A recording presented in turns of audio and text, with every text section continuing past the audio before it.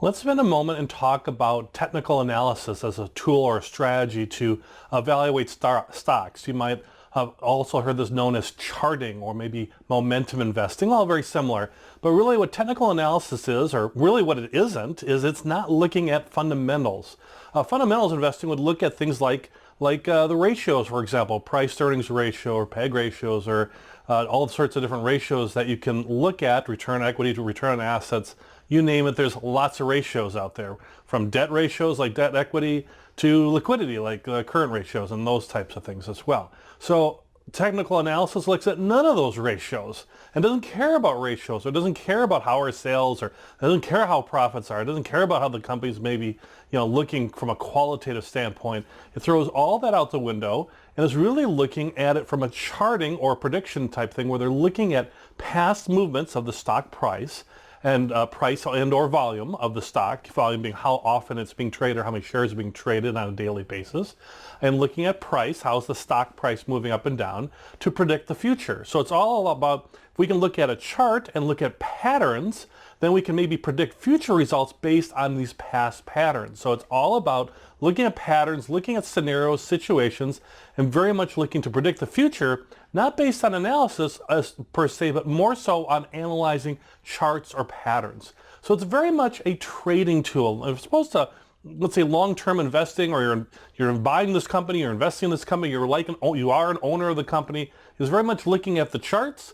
And when the chart says buy, you buy, and when the chart says sell, you sell. So the assumptions around this, around charting and things, and we'll look at an example of one of these types of assumptions or ways that you can trade, is that the market price is the actual price as far as that all information is known. So it's thinking of it as, yes, what the stock price is selling for, all information is known, and that it's a very fair price, and thus there's no value component to it as far as something being undervalued. Is looking at that, yes, that stock price indicates that it's a fully valued stock, and that all stocks are fully valued.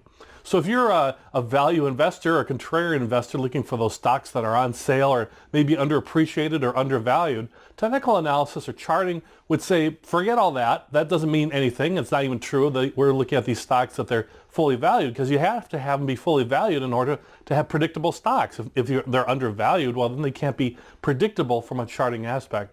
And it's all about price movements, and the belief is that price movements in stocks are not random events. If you're a chartist or looking at charts, you're thinking movements of prices of stock and the volume, the trading of stock, are predictable things that can be looked at in the past and predicted in the future. So very much a trading type of tool, and very much all about looking at these charts. So you analyze charts over these various time frames, and you're looking for patterns. You're looking for trends. How strong a trend is. Maybe it's a trend going one direction that might say sell, or let's say buy, and the trend looks good, but maybe it's not strong enough to actually make a purchase. Or it might be going down the same thing, whether to sell or whatever. And the whole thing is, how likely is that trend to continue, and will it change or move in the opposite direction?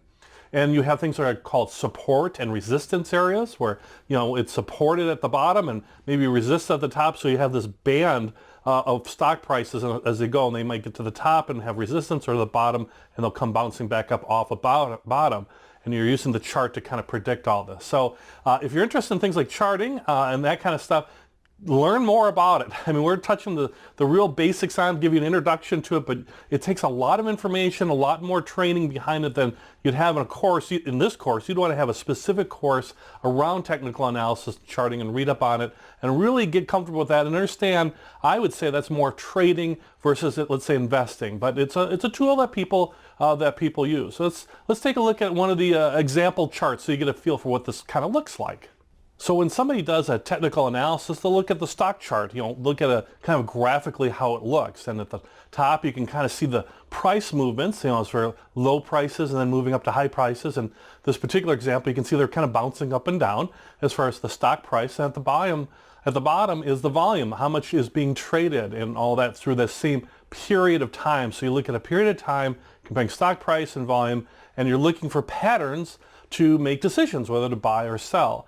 This happens to be called an ascending triangle or a continuation triangle. A chartist would call it that. And you can see how it's kind of got this triangle, in this ascending type phase looking at the stock price. You see how it's reaching bottoms and then ascending up. So from that, you can predict when am I going to be ascending up again, and when will I have this base of support along this bottom of this triangle? And when I get to the bottom of the triangle, maybe that's when I'm buying, because I'm going to go back up and then keep selling and trading all throughout within that triangle. So you can see where it's ascending.